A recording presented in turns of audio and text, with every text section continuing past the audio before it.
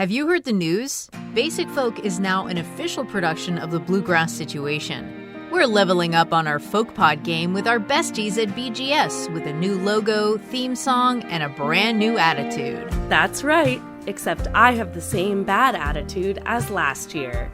And our honest conversations with folk musicians continue to dignify under-the-radar roots musicians. 2025 is off to a great start with episodes featuring Jerry Douglas. Every 15 to 20 years in bluegrass music, there is a renaissance period, and I believe we're in one right now. Lutalo. The act of writing and creativity is my meditation practice. And Carolyn Kendrick. The most important thing is how do we try to mitigate harm? Find us where you get your shows or at thebluegrasssituation.com. Thanks for listening and welcome to Basic Folk. Hello, my name is Olivia Harding, and I am the host of Folk Files, a podcast that explores the tangled history of folk songs. Every month, I choose a topic to dive into for about 20 to 30 minutes. The subject of each episode could be a song. In the case of Shady Grove, a lot of people believe that it is a later version of the English folk song Matty Groves, but it's not that simple. A general topic. The main theme that I saw while researching folk songs about birds from all over the world is that many of them include nonsense syllables meant to represent the bird songs. Or a question that I want to answer. There has never been any real question that Black people were central to the development of this musical style. So why do we still picture white men hauling on the rope when we think of sea shanties? Folk Files is available everywhere you listen to podcasts. Press play and join me on a journey through the origins of murder ballads, sea shanties, rebel songs, and other music that has withstood the test of time.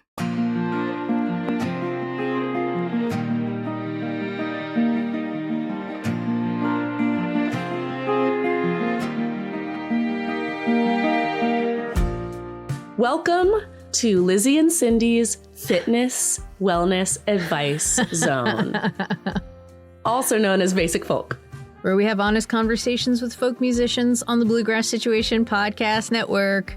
It feels good to hear that. Does it feel good to say it? Yeah. The Bluegrass Situation Podcast Network. Let's go. 2025. New sponsor. If you would like to sponsor us, please contact the Bluegrass Situation. There is a link in the show notes. I'm Cindy here with Lizzie. We have Lilly Hiatt on the podcast today, a very Lila's situation. Oh, big Lilas energy on this episode, let me tell you. And as a reminder, if you are not aware, Lilas means love you like a sister. Lilas, bringing it back. Before we get into that, let's talk about our mailing list. Are you on our mailing list? I am. Are you? I am, yeah. I get emails from myself once a month, and you can too. You can sign up for the link in the show notes, or you can go to basicvote.com to do so. I was just going to say that pretty much everyone I love and respect and consider cool is a subscriber to the Basic Folk mailing list. And I don't want to say it's a one-to-one correlation of if you want to be considered cool by me, Lizzie, no, you do need to subscribe to the Basic Folk mailing list. But I guess I am implying that you need to subscribe in order to be my friend. Lizzie, I signed Basic Folk up for Blue Sky Social. Okay, and how's that going? I'm confused by what that is, but I'm curious about joining. It looks like old school Twitter. I miss old school Twitter. We're on Facebook, Instagram for now, TikTok, YouTube, and Blue Sky Social. We are at Basic Folk Pod.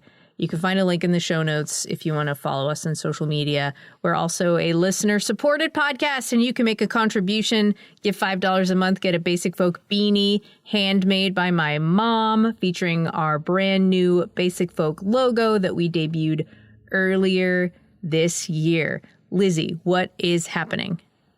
Okay, I think that it's so brave of us to try to navigate this increasingly dystopian world of different social media apps and platforms. And listeners may be wondering why we're saying we're on Instagram for now. And I think it's because beyond being podcasters and people that are trying to promote our work, we're also just human beings in America trying to make good and ethical decisions about how to engage with, capitalist media.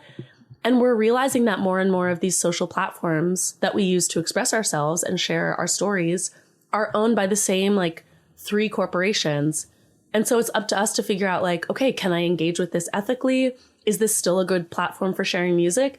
Is it just going to be right-wing trolls? Like, we are along for the ride along with the rest of the nation. So we appreciate y'all following us on all these different platforms. So as we figure out how to keep sharing our stories in this weird, wild world that we're in. Because there was a time when it felt like, oh, Twitter's like a cool place to share stories and talk about politics and talk about music and talk about art. And then it's like, oh, now it's all just right-wing bullies. Okay, where do we go next? Feels like that Bob Dylan song is pretty relevant. Which one? Lay Lady Lay. Lay Lady Lay feels very, that one feels very, very relevant right now because it's, don't you just feel so tired? Like January has been 6 years long. And I would like to lay my ass down. Yeah. Are you ready to talk about Lilly Hiatt? I really am. And to introduce this episode, which I'm really excited about, I need to take our listeners back 8 years ago to 2017. I had freshly gone solo. I was working on promoting my very first album, Hard One.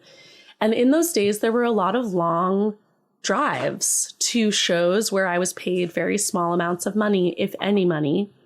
But it was all terribly exciting and new. And I was fascinated by this like rapidly growing scene of really cool alternative country and folk and rock songwriters out of Tennessee. I was listening to artists like Sierra Hull, Lilly Hiatt, Sunny War, Molly Tuttle, Michaela Ann, Caroline Spence, right? Like there are so many cool, Sarah Shook and the Disarmers out of North Carolina at the time.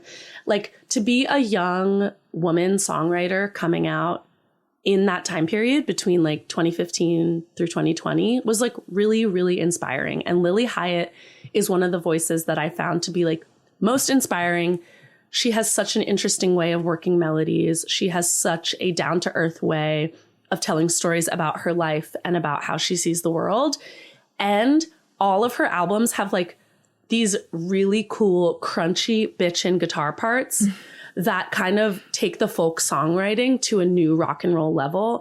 So she's been a role model for me for a long, long time. And it has been kind of unreal pinch me vibes to have moved to Nashville and become friends with Lilly. And I think you can hear in the interview just how much mutual respect and admiration we have for each other and how much belief we have in one another, not only as songwriters, but as women and as people who are in recovery. So Lilly is just like a very inspiring artist to me. And we had a very fun conversation, very Lilas vibes, lots of laughs. We talked about like the lessons that she learned growing up the daughter of legendary songwriter John Hiatt and like what it meant to her to see her dad go through the ups and downs of the music business and having the humility to keep going and having the self-belief to keep going. And like what those main lessons were for her, as well as like how she's thinking about herself as a performer and how that's changed since the pandemic. Because she had a couple of really big records before the pandemic and like a lot of hype and attention on her as a performing artist, and then had to sit in the house and like ask the big questions like a lot of us did and like feel the loneliness and feel the alienation and feel the uncertainty and grapple with how am I going to keep my mental health stable to keep going in this work. So it's like a fun conversation. It's a deep conversation. Lilly has a really, really cool new album coming out that we're talking about called Forever. And it touches on everything from relationships to anxiety and mental health to just rock and roll vibes. So that's all I have to say about Lilly Hiatt. That's fit to print. And if you haven't listened to Lilly's dad on Basic Folk, our interview with John Hiatt, it was a couple of years ago, but it's really worth digging up. Maybe we'll like reshare it in the feed. I would love that because they're so close. Like they're so sweet about each other and they've done like numerous collaborations. I think it's so cool to see her like in the lineage of the John Hiatt folk songwriter universe. Let's take a listen to a song from Lilly's new album. This is the song Thoughts, and then we'll get to Lilly Hiatt on Basic Folk.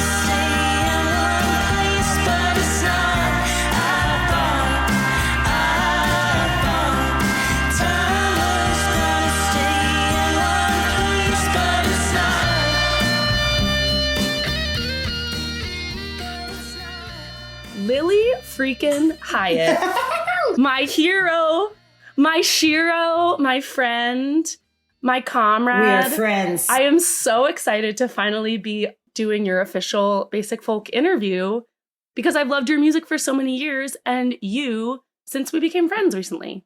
Thank you. That means so much. And likewise, I've thought you were cool from afar for a long time. So it's cool that we're friends. I'm glad we got that on the record. Yeah, we're friends. Okay. On to official matters. Okay. I want to start broad before we get into your amazing new album. Okay. Because we're here on Basic Folk. You can interpret this question however you want. Okay. Just like what comes to mind first. What is your definition of folk music?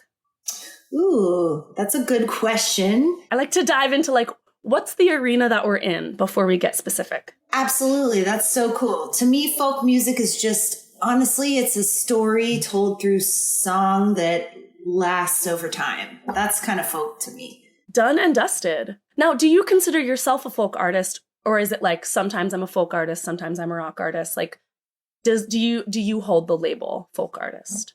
I think at my very core, that's what I am probably most, but it's never something I answer people with when they ask what kind of music I do, because I know people who are like true folkies and I'm like, I'm not really that, but yeah, I feel folky. I come from folky people too, so.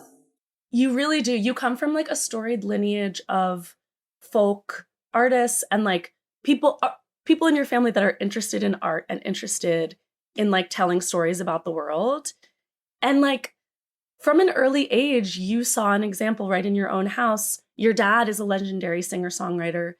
What lessons did you learn from your dad about what it means to be a working songwriter? Like, what was your impression of like dad's job? Well, my impression of his job is that he just kept at it and dedicated so much of himself to it. I saw many phone calls as a kid, happen. So you pick up on the ups and downs of things. So you kind of start to understand like, oh, this isn't like a straight line. Like, it's got highs and lows, I saw that, but the lows were never like horribly low because he never let them be that. I feel he always figured a way to, find a new home if it was like the label, or find a new manager if it was the manager, so he kept it up.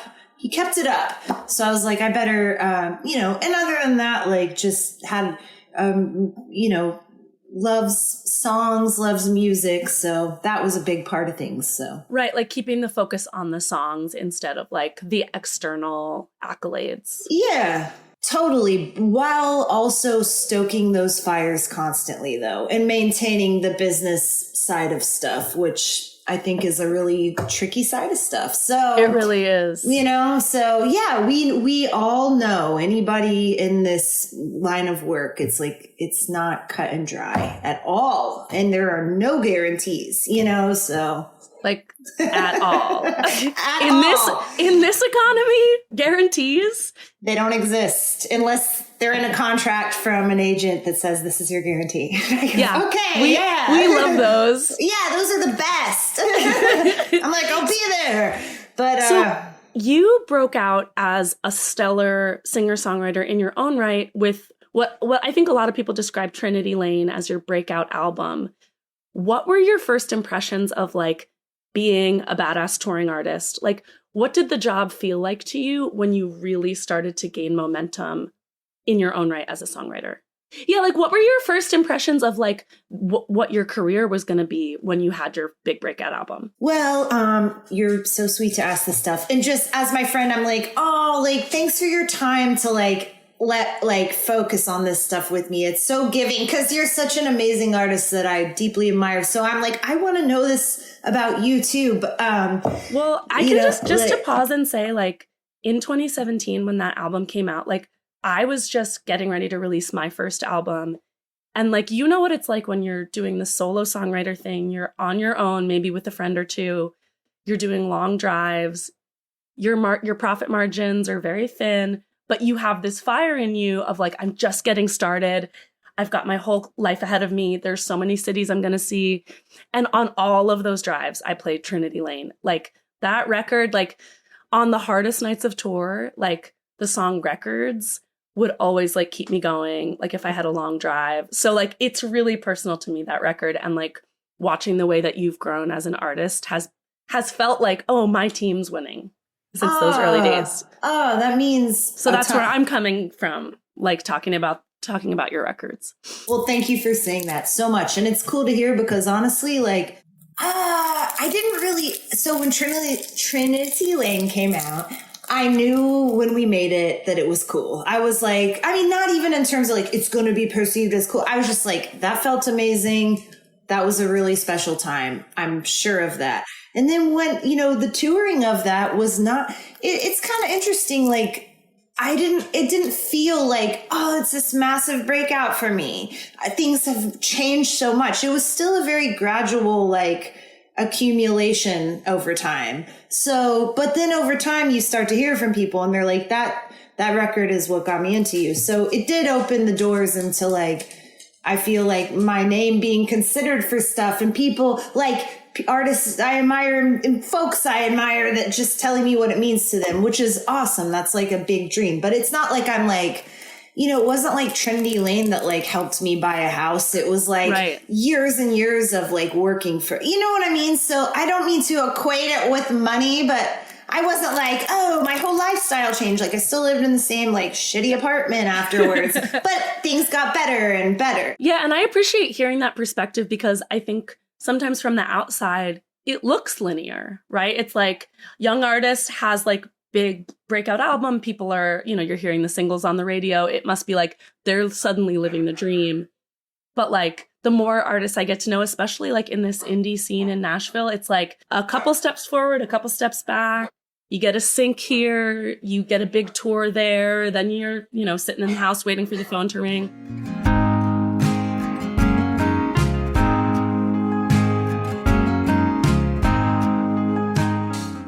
I want to talk about this like kind of transition time, touring records like, Trinity Lane, Walking Proof, and then the pandemic hits and you're still an artist, you're still making records. But from your bio and from knowing you as a person, it seems like there was a shift in energy towards like what you felt capable of doing in terms of touring, writing, sharing of yourself. What was that period like for you? And like, how are you different now as a performer since the pandemic? Yeah, well, and I know we all went through, I mean, what a time we all went through. I know it changed a lot of people. And for me, I think that just right before the pandemic, I was like, I'm really ready to like kind of put myself out there again, go for it again. But I was also tired because, as you know, like touring an album and the way I tour it and the way I would imagine you tour, I'm not sure the ins and outs, but it's in a van. We drive ourselves. We do a lot of the work ourselves, and I've seen your live show. Like you're a very physical rock performer. Like it's not just like as if you were like reading the songs off of a book of like a sheet of paper. Like you are all in these performances. That is very true, and I'm glad that you see that. I am, and we all are in my crew. So it's like it's exhausting in its own way, but in an exhilarating way. It's fun. So anyway, I was gathering myself back up, and then the pandemic hit, and it's like I'm making all these videos. I'm like what we all did, trying to just promote, through just limited access to everything kind of beyond the internet, and getting really fucked up from all that. And like, had a really, I was in a relationship and it ended, and then I was incredibly lonely. And then I met my husband, about 6 months later, and I was so grateful to just be with somebody and have some human connection. It's not that I didn't care about my music. I was actually in the middle of making a record when I met him. But when it came time to like really plug and push my album lately, I was so sad and depressed. And I was just like, I don't want to be this person. Like I did it, and we went on a tour, and like, honestly, the weird thing is like the tours of this kind of murky last few years have been going better than any of my headlining stuff for the Trinity Lane era. But it's kind of, but it's like, what do you attribute that to? Just time and keeping it up. Like I have some really, really loyal fans, you know, like some diehards, and they tell their friends. And I mean, I count on my fans for a lot. And so it's like, and I know a lot of us do, like in our folk rock world, you know, it's like, I'm sure you do too. And it's like these people. If you're not getting the energy back, like that's, for me, that's what was so hard about the pandemic, because like I had a really loyal like subscriber base online who financially kept me afloat and like kept me from feeling like I was completely like disappearing. Yeah. But just the reaction of like not having people in the room to give you that energetic feedback, you realize how hard it is. Like, absolutely. Like the energy of the crowd is like a huge part of the show. It's a massive part of the show. And you know, and I know it's like there's putting out the records, but then there's the connection with the people. And that's huge. So do you feel like, I mean, a different artist since 2020? Like, do you feel that way? I do. Like, it's like always evolving for me. Yeah. Especially, and I also feel like quitting drinking really changed how I am on the road. And I don't know if you feel this way too, but like, for me, like, there's a huge amount of anxiety that goes into like being out and being social. Like being on stage, I always feel safe. I feel like myself, but it's like being at the merch table and being at the bar and hanging with people and meeting the fans is the hardest part for me. So like choosing to do that without alcohol was like the big awakening for me of like, I need to be present at these shows. That's like, that was the big shift for me. And that happened in like 2022. 2022. Okay, cool. Well, that is a massive shift. And it's like, I feel like that shift for me happened before I was like touring so much. Like I had toured some like through my 20s, but I understand like the socialization part of it. Like since I've kind of been at it, I'm like,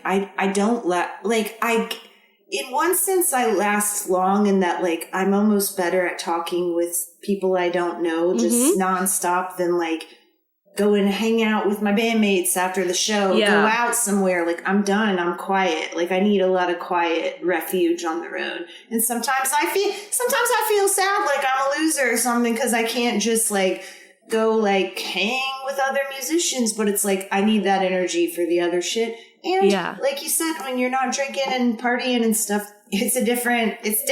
So it's not like you don't want to have a good time, but like you have to get that energy from within or from a Red Bull. Totally. Yeah, or from a Red Bull or a good night's sleep or quiet time with a hotel TV, like whatever. Like that shit's important to me. I'm sorry I'm cussing so much. Is that okay? No, you're allowed. This is a podcast for adults. Okay, I figured, but I'm like, I don't want to be tacky, but you know. Well, maybe kids listen. If kids are listening, sometimes grown-up songwriters really need to get something off their chest. Sometimes we say the S word and the F word. Sorry. Okay, I could talk to you truly all day about life and touring. I want to get into this new record, Forever.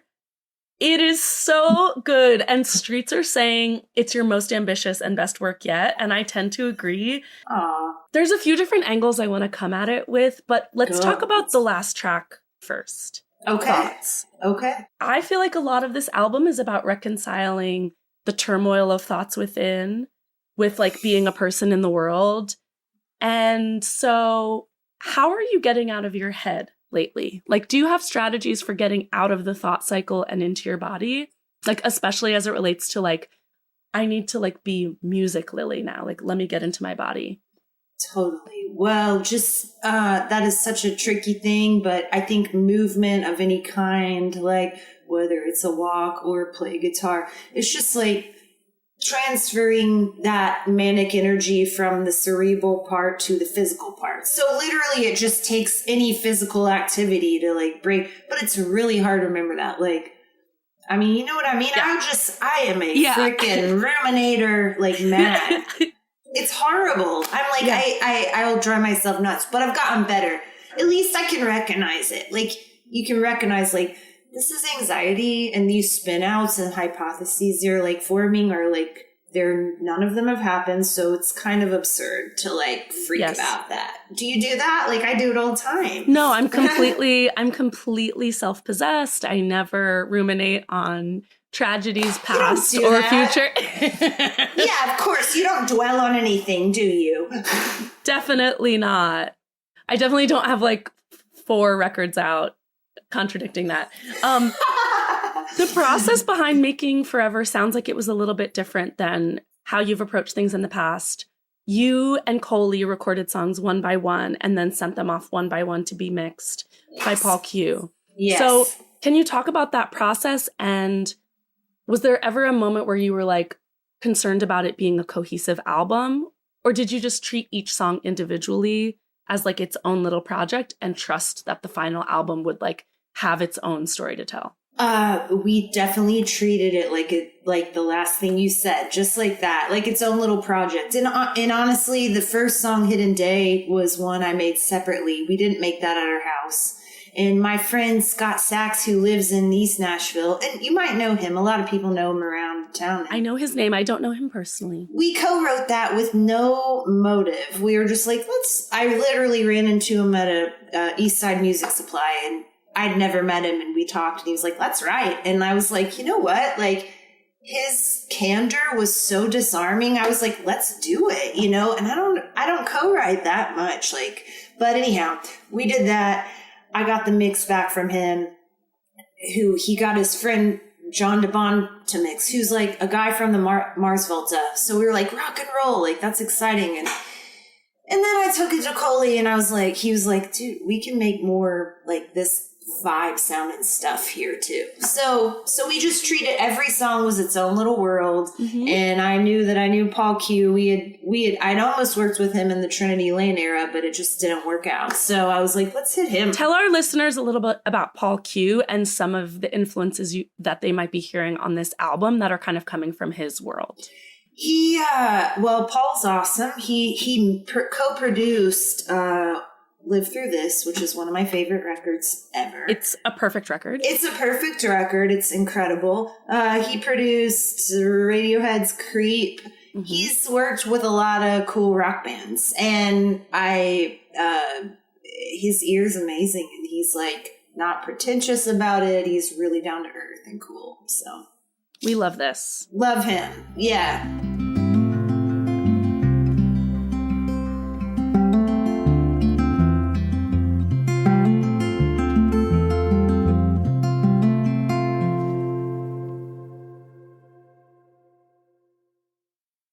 Now, the first video that came out from this record was Shouldn't Be, right? That was the first single? Yeah, that's the first. It's such a great video. Maybe we can link it on our Basic Folk socials. But there are basically like 3 women of different ages. One of them is definitely Lily. The other 2 might be Lily at different ages. Who are the ladies, and what are they up to? In real life? Or the video? Both, I guess. Okay. In the video, they're supposed to be me. It's like a loose narrative. So it's like they can be me, or they can just be women in different points of life too. Like if you want to take it that way, I think that's cool. Yeah. In real life, the young woman her name's Miriam, and she's a drummer at the rock school. Cool. Really cool kid. Really cool. And her family was really sweet too, and I met her mom. So, And then the older woman in it is Susie Monick, who's a musician who I've known a long time, and she's like a legend around town. So she's an amazing banjo player, and she's amazing. So, yeah, cool ladies. Hell yeah! What is the significance for you in your life of a great rock T-shirt? Because there's a really great rock T-shirt in the video, and I've seen you wear many a great band T-shirt. Cool. I'm glad you feel that way. But I've seen you wear some really cool shirts too. Like for instance, I feel like the one you have on is a really good example of kind of like a perfect rock T-shirt. It's so good. It's because so Becca good. hand ironed these at her house. Well, that's amazing. I love when things just have the title. Mm-hmm. And black T-shirts are awesome. Everybody looks cool in them. Kind of timeless, ageless. Exactly. A black band T-shirt really lets the world know who you are. It does, and it's they're always gonna look cool. So I'd say, that. Let's talk about the song "Man." What's the story behind that tune? Okay. I wrote "Man" I wrote that in 2021, and I wrote that just that's probably the oldest song on Forever. So, and I didn't even know if I want to include it, but I played it for Coley. He was like, you have to put this one on there. Yeah. I love this song. What was your hesitation behind including it? I don't know, really. I had a lot of songs from the past few years that I was just like, I don't know, are these any good? You know what I mean? Like, just all that kind of thing where it's like, I wish there was a more interesting story. I did write that, like, you know, the demos I made of that era are kind of special to me because I was kind of just starting to get into weirdness. Like I had this Memory Boy pedal and they got used on Lately some, but it made some funky sounds. And I made some kind of like ambient sounding demos. So Man was one of the first ones of those. So, and in a related question, what is your relationship like with the countryside of Music City? Because you are a longtime Nashvilleian. And I know for a lot of the like alternative artists here, like it can be tricky to like have pedal steel on a record, but want to make it clear that you're not a country artist and like have maybe one foot in that door and have friends in that world. Like, where are you at with being neighbors with country music? You know, I'm just like, I mean, I have so much respect for country music. Like, I know a lot of people that are like, in that world. For instance, my in-laws, both of Coley's parents are like, they've toured with a lot of country music acts and they're like in the country music world, you know, and it's a bit different from, I'd say I'm been a little more involved in the folky side of that world, which is like the Americana songwriter. And that my dad, same with him, you know, it's like, but man, like, I do think some of the best musicians I've ever seen are in the country music world. They can play anything and everything, and like it rocks, and they play fast. I love Lainey Wilson's new record. I think there's some obsessed. I'm obsessed with Lainey Wilson. I think there's some. She is the future. I think. I'm glad to hear you like her. I think she's really cool. Yeah. I think there are some great acts. As a songwriter myself, I've always kind of understood that I'm not quite that kind of country artist, but not, I mean, if I was that, I'd be it, you know, but if that being said, I have a few songs and I don't know if you feel this way about any of your stuff, but I have some where I'm like, I think this could be on country radio, man. Like, you know, this kind of country tune. So who, you know, when I got started, I was naive, but like, I actually thought I was a country artist. Okay. But then I quickly learned, because I write my songs often in a very country mode. You got a country side for sure. Yeah. Like, yeah. And I quickly learned that country music is way more about identity politics than aesthetics. Like you can release a straight up country record, but if you're not a white guy, they literally will not call you a country artist. Like I put this song on my last record, The Heartbreak Store. It is literally a country song. I know that song. I love that song. Yeah. It is the a music country video song. is line dancing. And all the reviews were like, a folk ballad. I'm like, you're like, this is a country song. The mental gymnastics people will go around to not call you a country artist. Like, it just shows how all these categories are made up. And like, we get to decide as artists, I think, to what extent we even want to engage. That's, I think, the stance that makes it fun. Otherwise, it starts to feel just like, ooh, I'm being kept out of a neighborhood, you know? You know, it's really interesting to hear you say that and your experience with it. Yeah. Because I feel like, it is what your music is what you want it to be. Yeah. Okay? Like, if it's this, it's this. You know, it's like, and how people... And because you get to decide what the influences are. Because, like, a song like Man... on your record, like, to me, it sounds like, oh, that's kind of a country song in the midst of an alternative rock record. And knowing that you have roots here in Nashville and knowing that you, like, are adjacent to that community, like, that's not a contradiction for me. But for a lot of people, like, they want to know, is it a rock song? Is it a folk song? Is it a country song? But, like, I try not to get too fussed about those things. I feel you. And you know what? It's like... I've always thought that was kind of funny, like how hung up people get on genres of things, you know, like it's like music is music. Like, you know, it should be, it's going to go where it's going to go. Like nobody is kept out of this. You know what I mean? Like it's for everybody. So let's But, you know, there have been times in my life where I like really strongly didn't want to identify my music with country because I felt like when people said that about it, it misrepresented what I did. And now I'm like, whatever, you know, like, right. Call it what you want as long as you're listening. But, you know, that whole idea of like, this genre means this is so silly to me, you know?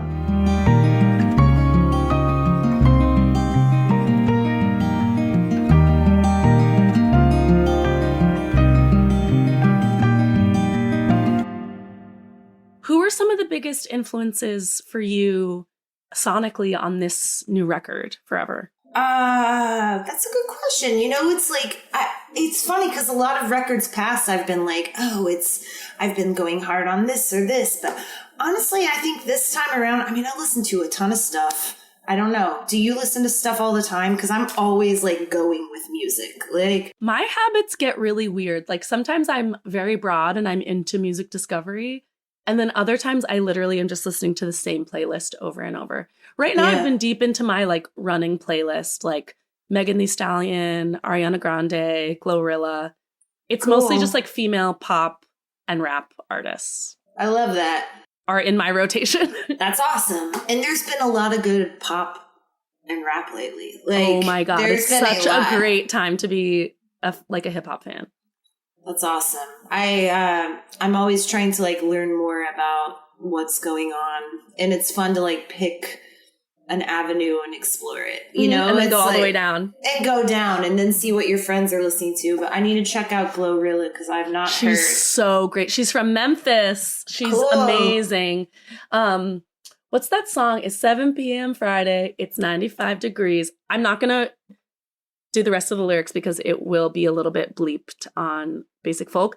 But okay, I'll send you a playlist. Okay, I'm going to check her out for sure. That's awesome. Well, influence-wise for this, I mean, gosh, I wish I could remember, like, and that's the thing about streaming, too. It's like if I looked right now, oh, yeah, I'm recording this. Okay, good. Okay, good. Yeah, I'm like, oh, my God.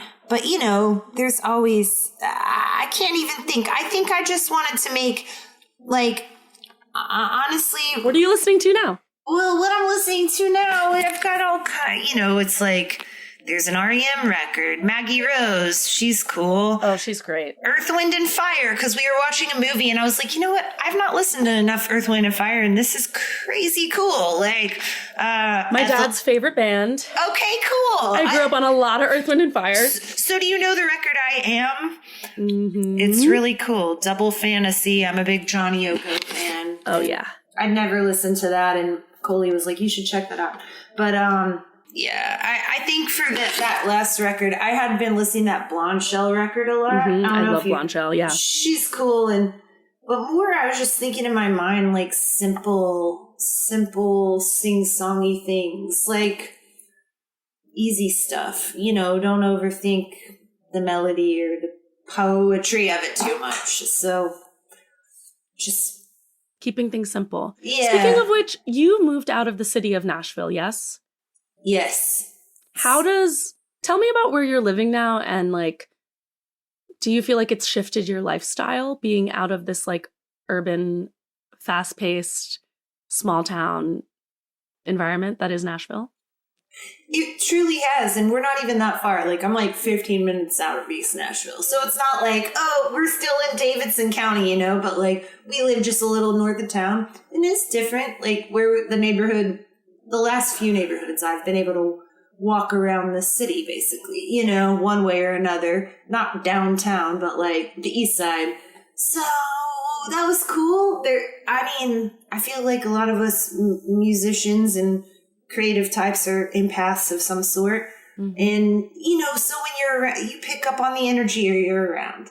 So I have noticed since I'm out here, like sometimes I'll just like be like staring at a wall for a little too long, like thinking something. And I'm like, come on now, like find something to like vibe off of. But it's a different kind of, I mean, it's pretty where we live.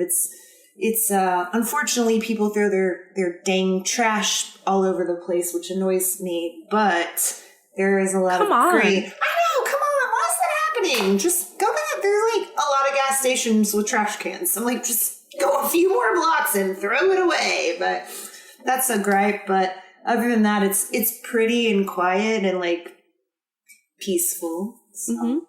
Are you looking forward to touring this record? How does it feel to like shift into that mode now?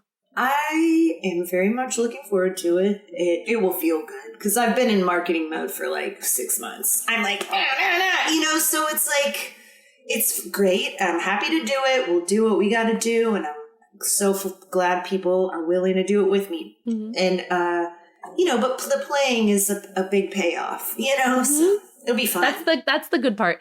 If this album is like a bit of a reintroduction for you to fans, what do you want longtime fans to take away from this record that maybe they haven't heard in a Lilly Hiatt record before?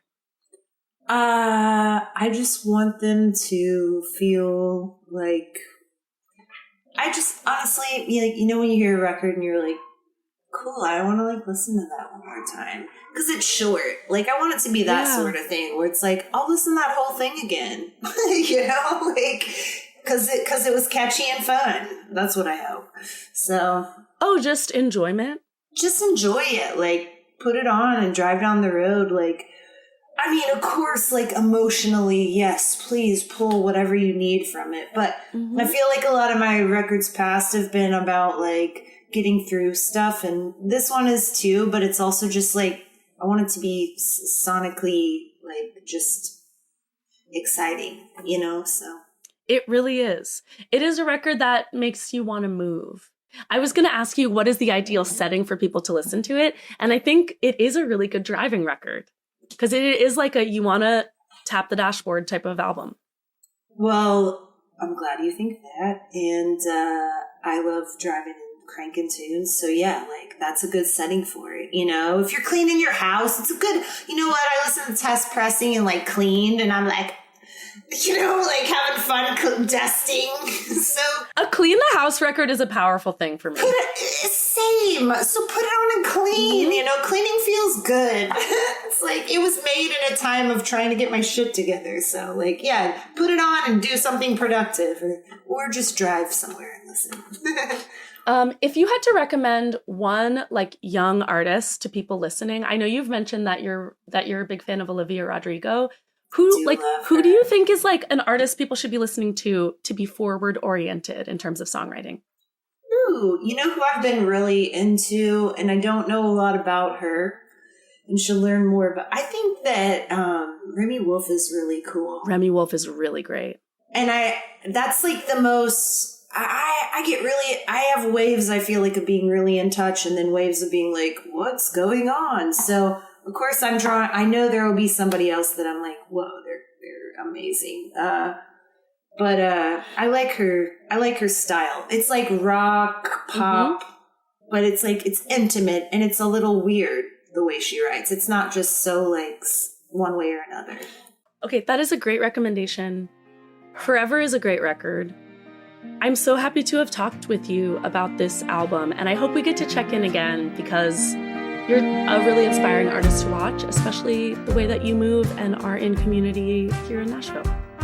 Well, thank you, Lizzie. That means a ton from you, and I deeply admire you. Thank you. I think you're one of the coolest. It's a love fest. It's a love fest. So I see what you do and how you maneuver through things, and I really get inspired. So thanks. Thank you so much. Everybody go out and buy Forever. It's a great record. Thank you, Lilly Hiatt, for joining us on Basic Folk. Thank you, Lizzie. This episode was produced by Anthony Cabrera. Our music is composed by Dietrich Strauss. Basic Folk is a production of The Bluegrass Situation. You can find all of our episodes there. You can check us out on folkalley.com or Folk Alley's mobile app. Search for Basic Folk on the SiriusXM app. Check out our website, basicfolk.com, or you can find Basic Folk wherever you listen to your shows. Send this episode to somebody in your life who is in the process of learning guitar. They are going to hear the hot licks on Lilly Hiatt's album and be inspired to practice and rock out. That's me. You did that for me, didn't you? Yeah. Yeah. Okay. All right. Love you like a sis. Oh, all right. Let's wrap this up. Go home. Thanks for listening all the way to the end. Bye. Bye.